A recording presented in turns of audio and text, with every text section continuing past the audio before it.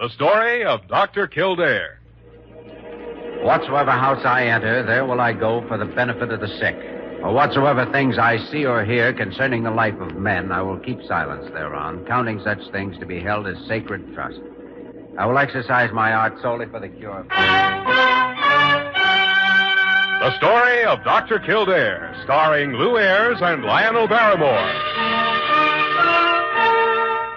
Metro-Goldwyn-Mayer brought you those famous motion pictures. Now this exciting, heartwarming series is heard on radio. In just a moment, the story of Dr. Kildare.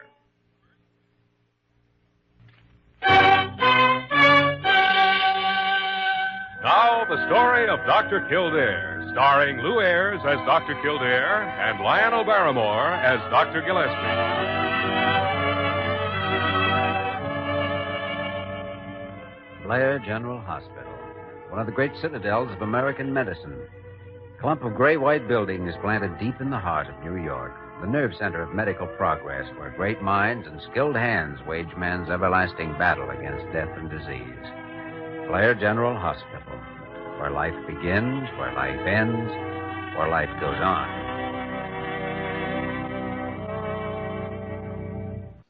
I know you dislike sentimentalism, Dr. Gillespie, but... well, the best I'd hoped for was a chance to work with you on these Betatron treatments, and when instead you put me in full charge of the project. Ah, now, Kildare, don't start gushing around like an old maid at a fraternity dance. Forget it. Well, anyway, thanks. We're living in a high-speed age, Jimmy, and it affects medicine along with everything else. You younger men are the ones who'll have to keep up with it. It was only a few years ago that the sulfur drugs came along. Then penicillin and the other antibiotics. A little later, the radioactive compounds. And now, the Betatron. Well, every one of those has meant another big step forward in medicine and a lot of new problems and new techniques to be learned. Why, most of the formulas and calculations Miller has used in designing this machine come from a branch of mathematics I've never even heard of. Well, the further science advances, the more specialized it becomes, and the more interdependent. All you can do is take a fellow scientist's results on faith. Assume he's right, and then go ahead. I'm willing to do that in this case. Bart Miller is one of the best mathematicians and physicists in the country. So my main concern now is the fact we can treat cancers lying close to the brain. Those we couldn't touch before with surgery, x-rays, or anything else. As you know, that's as important as... Pardon me, Dr. Kildare, but the specimen lab called. They've isolated the 6 guinea pigs you ordered and have them ready for you. Good, Parker. Will you have them sent down to the new lab in the basement? I'll be there later. All right, Dr. Kildare. I've scheduled the first test run with the machine for 3 o'clock this afternoon. What about the first human test? Oh, that won't be a test, Dr. Gillespie. It'll be a treatment. And the patient is Janet Dane. Maybe you remember her. Oh, yes. The young artist who was in here for a diagnosis about a month ago. She had a throat cancer, high up on the left side, well advanced, and not treatable. Until now. She's coming in for consultation in an hour. I just talked with her on the phone. You know, I'm worried about her mental condition, though. She's got to want to get well, but apparently she doesn't even care. When we told her she had cancer, she seemed to lose all her belief in everything. Well, that's one problem you younger doctors still have to deal with, Jimmy. The problem of the human mind and heart and soul. There's no machine for that one. You'll have to solve that all alone.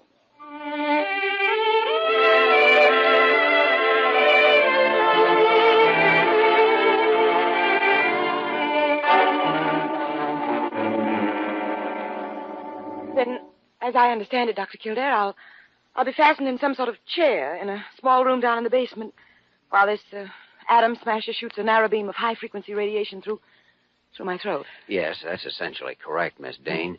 Each treatment lasts about 3 minutes, and it'll take several of them before we know the results. You'll be able to hear the Betatron running, of course, but you'll have no other sensation and no pain. Nevertheless, I take it there is some danger involved. Oh, not as far as we know. You'll be the first patient to be treated here at Blair, of course, but similar machines have been used successfully in other places. Well, then why all these precautions you told me about? 3-foot concrete walls on the room I'll be in, and with lead shields around it, and you and the other operators looking in at me through portholes. Well, there's quite a lot of difference between the careful controlling and focusing of that beam where you want it to go and just turning the radiation loose and permitting indiscriminate exposure to it. But with proper handling of the machine, there's nothing to be frightened about. Oh, don't misunderstand me, Dr. Kildare. There's no question of being frightened. I've stopped being frightened of anything. I know. I almost wish you were a little frightened. I wish you cared enough to be. Care? About what, my life? Why should I? When you told me a month ago I was going to lose it. No, not quite that. I said that without treatment you had around 6 months to live. But we're ready now to start treatment. But there's nothing really certain about this $1 million gadget, is there? It's still only a chance. A very good chance, though. It's true, there are types of cancer that don't respond particularly to Betatron radiation, but I'm confident yours will. Would you still be as confident if you were in my place, Dr. Kildare? I know how it would sound if I said your life is more important to me than mine, so we'll let that go. But all our lives depend on chance. I could be killed by an automobile tomorrow, and you might live to be 90. Of course, there's some chance involved in this treatment, but all the odds are with us. You've got to believe and have faith. In what? I had faith in myself until this came along. So what can you put faith in? Well, if nothing else, why not me? I mean, in whatever knowledge and ability I have as a doctor, and the confidence I feel about the treatment. Suppose the treatment doesn't work. It will. You're so sincere and convincing. A person could believe in you easily. Could want to believe in you. Then give it a try, will you? You won't let me down, Dr. Kildare? No, Miss Dane. I won't let you down.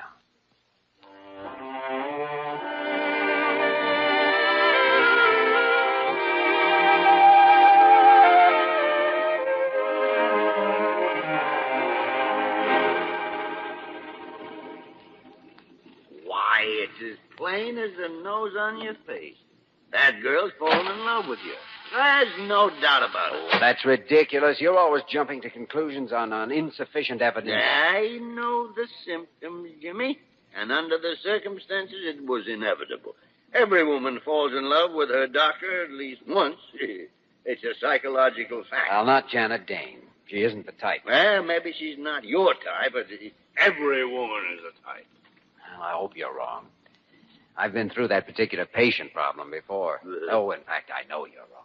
Okay, Kildare. I'm ready to go ahead on the tests whenever you are. All right, Bart, let's get started.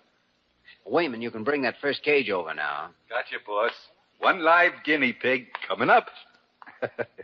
Cute little gopher, ain't he, Doc? Yeah.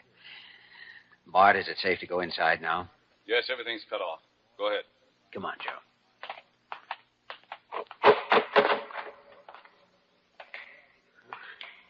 Jeepers. This room gives me the whim-whims. Oh, there's nothing in here but that one chair. It looks like an execution chamber. It's intended to be just the opposite. Now, take that guinea pig out of the cage, Joe. I've got to strap him in place here on the head of the chair. Okay, boss. Thanks. Say, he acts kind of dopey. He's under a sedative, so he'll stay quiet during the test. Oh, this ain't gonna hurt the little fella, is it, son? No, he won't even know anything's going on. Now, there we are. Oh, come on, Joe. Let's get out of here. That's okay by me. That thing there looks like a machine gun pointing through the wall. It's even got ring sights on it. When you fire a 30 million volt shot, it's a good idea to know where you're aiming. All clear, Bart. It's yours from here on. Okay. Roll him over, Jim. Right. Dr. Gillespie, you can use this porthole here if you like. Thank you. I don't see nothing happening yet, boss. Speed steady at 21,000, Bart. All right. Cut in the primaries.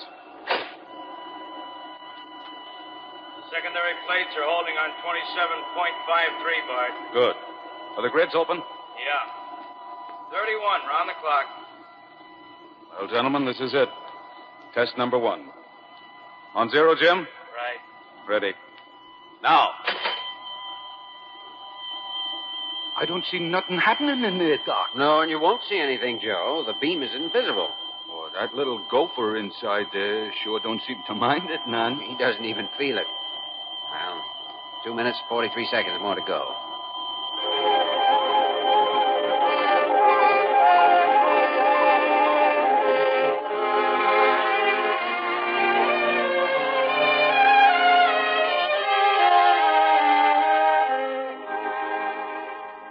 You've seen the whole procedure now, Miss Dane. That guinea pig in there is the 8th one we've tested this week. 3-minute exposures each time, and not one has shown any ill effects. Well, this one certainly seems to feel all right. Guess if a guinea pig can go through with it, I can, too. When do we start? Well, the first treatment is scheduled for 9 o'clock tomorrow morning. I see. You've decided to take my advice. Yes. Whatever faith I have, it's all in you now. I guess I ought to put you on the spot. I suppose it does in a way, but thanks for doing it. Oh, Kildare. Oh, so you're still down here. Am I too late for the run? Yes, we just finished, Dr. Gillespie. Everything worked perfectly. Bart's there in the control room now making a final check over. Wrong, Kildare. I've just completed it. All okay. Oh, good. Gentlemen, I'll come in at 7:30 in the morning, have it warmed up, ready to roll any time from 8:30 on. Now, then it'll work out nicely. We're scheduled for 9. Well, how do you feel, Miss Dane? Better than I have any time for the past month, Dr. Gillespie. Thanks to my physician, who's a pretty wonderful guy, in case you didn't know it. Yeah, that fits in with a little theory of mine on psychology. Now, let's not go into that, Dr. Gillespie. Jeepers, Doc, they've been trying to call you up at the lab. You know what's happened? No, what is it, Joe? Them 2 guinea pigs you tested down here Monday are both dead. Dead? What? They just now found them keeled over in their cages, colder than a March herring. Mm-hmm. Yeah, it looks as though you'd better do some more testing before you start your treatments, Jimmy. It couldn't have been caused by the machine. Their blood count, cell structure, vasocardiac, reflexes, everything showed no damage after the tests. Now, they've died from something else. It's pure coincidence. Bound to be. Well, they certainly didn't get anything from Big Betsy here but a shot of straight high-freak radiation. I'll swear to that. Nothing else showed up on the test blocks or the recorders. Well, nevertheless, we'd better not take any chances with Miss Dane until we're sure what happened. No, I'm not afraid. Whatever Dr. Kildare says, that's all right with me. I've complete confidence in him. Even under the circumstances. Of course. It's a little matter of faith, you know. All right, Miss Dane. We'll go ahead with the first treatment as originally scheduled.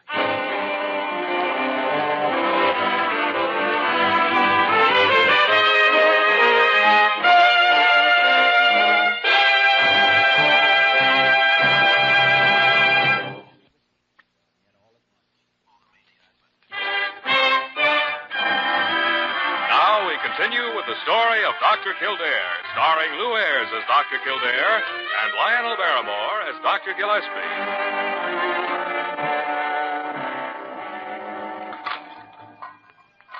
Well, there's no use carrying the topsy any farther, Dr. Gillespie. Same condition in the lungs, congested and inflamed. This animal died from the same cause as the other one. Certainly. From pneumonia. I told you that 3 hours ago, Jimmy, without any autopsy. I know, but we still had to make sure. What time is it? Oh, after midnight. Well, guess I better clean up this mess and get some sleep. You're still going ahead with that treatment in the morning? Yes. We don't know what caused the pneumonia, Jimmy. But I do know that it wasn't the Betatron. Coincidence, then. Yes. Those 2 guinea pigs were left overnight in that basement lab. It's damp down there. They may come from a susceptible strain. They were new specimens, delivered only the day before. They may even have been infected when they came to the hospital. Yeah, there's possibility, yeah. But there's nothing sure about any one of them. No, but as far as I'm concerned, these things are sure. 1, when Bart Miller says the machine is functioning perfectly, I'm sure that it is. 2, I'm sure there's no medical theory to account for high-frequency radiation causing pneumonia without at least some evidence of cell damage or blood deterioration or some of the other signs we've looked for tonight. 3, I'm sure that without treatment, Janet Dane will be dead in less than 6 months. Well, Jimmy, it's your decision. And it's a hard one any way you look at it. The girl has a lot of confidence in you. I know. It's the one thing she's clinging to now. Plus, of course, the fact that she's in love with you. No, you're wrong about that. Well, maybe. Anyway, what are you going to do? Cancel the treatment or go ahead? Well, Janet said her confidence was only as strong as mine. All the knowledge and skill I have tells me there's no reason for delaying that treatment. I know I'm right, and I'm going ahead with it. The schedule is still 9 o'clock in the morning.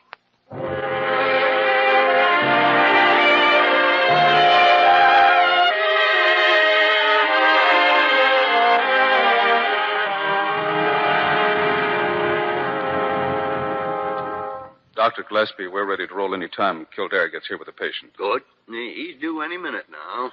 Jim and I have gone over Big Betsy with a fine-tooth comb. Everything works perfectly. I'd stake my life on it. Well, in a way, we are staking a life on it. Dr. Gillespie, when I think what that poor child has to go through, I just get so nervous I could scream. Oh, fine, Parker. That's all we need to build up Miss Dane's courage. A screaming nurse waiting to greet her. Well, after what I heard you and Dr. Kildare saying last night, I certainly can't be very calm about this. By the tarnation. Eavesdropping. I was not. I only happened to overhear it. Oh, sure you did, Snoopy. Oh, I know just how she feels, Doc. I mean, sir, it ain't like there was a guinea pig in there. This time it's going to be a real live thing. Wayman, you're an ambulance driver, and you got no business down here. Get out. Yeah, but what if she maybe passes out, maybe, and we got to haul her off on a stretcher or something? Oh, confound it. This isn't an execution. It's an attempt to save a human life. So stop acting like members of a death watch. Dr. Gillespie, here she is. Well, Dr. Kildare, I seem to have quite a welcoming committee. Morning, everyone. Morning. Well, how do you feel, Miss Dane? Oh, fine, Dr. Gillespie. Well, can someone at least smile? This isn't an execution, you know. Yes. How about it, Bart? Already in your department? Sure, anytime. Roll him over, Jim. Right. I guess there's no point in delaying things, Miss Dane. Shall we go on inside? Yes. Let's get it over with. Well, we who are about to die salute you. About to live, Miss Dane. Dr. Gillespie, if I didn't believe that, too, I wouldn't be joking about it. All right, Dr. Kildare, let's go. This room was made less scary when the guinea pig was in here and I was outside. Well, you'll be outside again in a little over 3 minutes. Now climb into that chair. We'll get you settled. Like so? That's right. Just lean back against the headrest. All right. Put your arms like there. Now, all you have to do is sit here for 3 minutes. Don't move. Don't turn your head. Now, this microphone here will pick up your heartbeat while this tube on your arm registers blood pressure. I'll be following them on recording dials outside the window there. And if you get nervous or want the thing stopped for any reason, just press this button under your hand and we'll shut off the whole works. You got it? Yes. I won't press the button, though. Oh, good girl. You've got a lot of courage, Miss Dane. Believe me, Doctor. It's going to be all right. I know it is. I wonder if you'll know what I mean when I tell you I love you. Well, I guess it's... You don't know. But you will when I'm well again. Miss Dane, you're a very beautiful woman, but... Thank you, Doctor. I suppose we may as well get started. Don't you think? All right. I'll be at the window. I'm not worried, Dr. Kildare. All right, Bart. It's up to you. Okay. Cut in the primaries, Jim. Hold steady on those grids. Right. Kildare, will you do the sighting? All right, Bart. That poor child. Parker, shut up. It's dead on, Bart. Go ahead whenever you're ready. Secondary's at 28.25, Bart. Grids are in. Here goes. All right, Jim. Cut her loose. Good luck, honey. Jeepers, she's sitting there and taking it without batting an eyebrow. She's so brave. I just can't get over it. She seems nervous, Jimmy.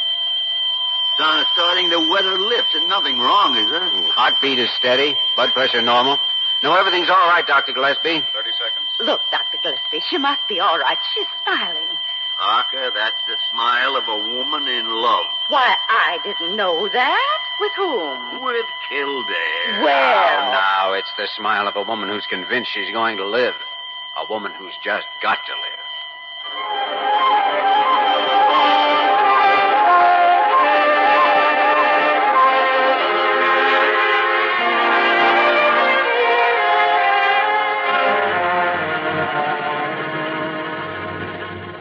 All right, Wayman, let's get the door open and bring her out. Okay, boys.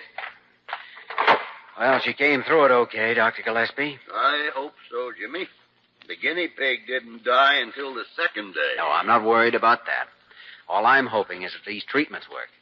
Of course, we realize some cancers aren't susceptible to this, but we won't know for 3 weeks or more. Well, as far as I could see, everything worked like a charm, Kildare. When do you plan to give her the second treatment? Oh, day after tomorrow, if she's feeling all right. And, nice work, boy. Thanks. Well, Dr. Kildare, was I not a good patient? How do you feel? Fine. A little shaky's all. Miss Parker's going to take you up to your room now. You can have breakfast whenever you want it. I'll see you a little later. And Miss Dane, you were a perfect patient. Well, you know why, Dr. Kildare. That's right, Bart. Treatment number 4 is scheduled for 10:30 in the morning. Right. Bye. It's not that I mind the treatments, Dr. Kildare, but when are we going to know? Still too soon to be able to tell, Miss Dane. You've just got to be patient, that's all.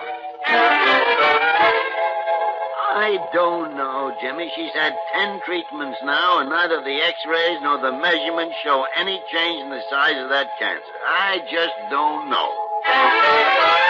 That's right. Treatment number 14, 9 tomorrow morning. All right, Mr. Miller. Goodbye. X-rays again at 2 this afternoon. Why, Dr. Kildare? Nothing's going to happen.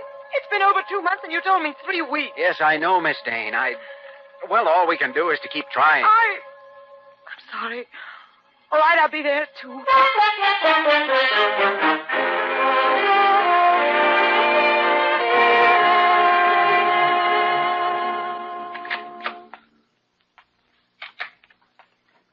Good morning, Miss Dane. Oh, Dr. Kildare. You've got my x-rays. That's right. Dr. Gillespie and I just finished reading them. What did...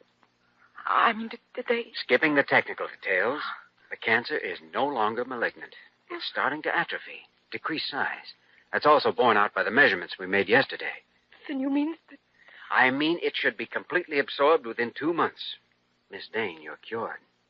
Oh, Dr. Kildare, I love you. Well, I'm sure you think you do. Oh, I don't think I do. I know it. Well, let me put it this way. It's a psychological fact that women very often imagine themselves in love with their doctors. Of course, it's only temporary, but... Oh, silly. I'm not that sort of giddy female. When I came to you, I was lost. I was scared. I knew I was going to die, and I didn't even care. But you made me care. You gave me hope and courage and faith, and I loved you for it. Miss Dane. So I put my life in your hands, and now you've given it back to me. And that's why I say I love you. I'll never forget you. Jimmy, thank you for my life. Thank me? Why? You know, I've always believed that life is the most precious stuff on this earth. That's why I'm a doctor, Janet. So if you did put your life in my hands, and if I did save it, then I'm humbly grateful for the chance.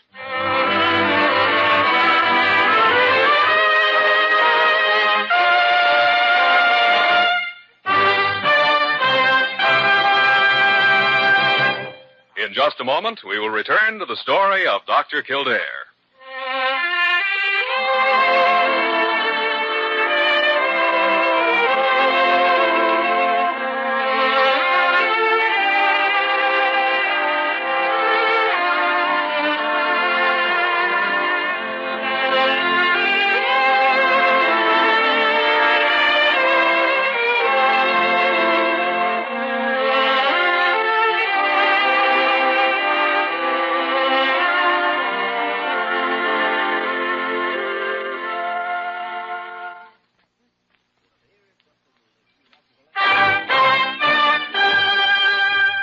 Once again, the story of Dr. Kildare, starring Lou Ayres as Dr. Kildare and Lionel Barrymore as Dr. Gillespie.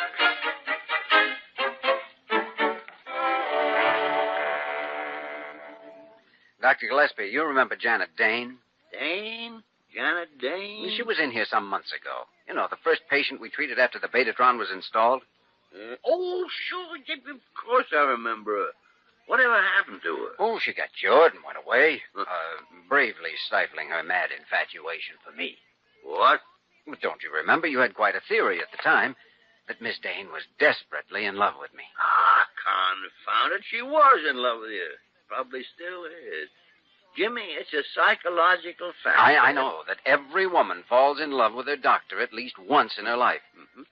that's a pretty ridiculous theory, Dr. Well, Gillespie. now, you don't know for sure just because the girl kept her feelings hidden. Why, I know now, all right.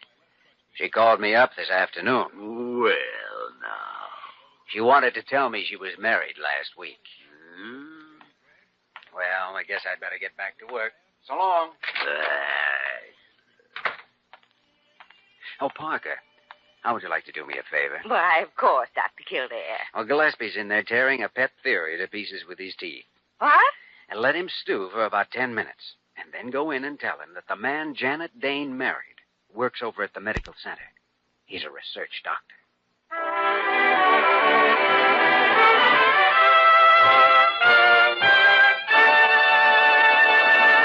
You have just heard the story of Dr. Kildare, starring Lou Ayres and Lionel Barrymore. This program was written by Les Crutchfield and directed by William P. Russo. Original music was composed and conducted by Walter Schumann. Dick Joy speaking.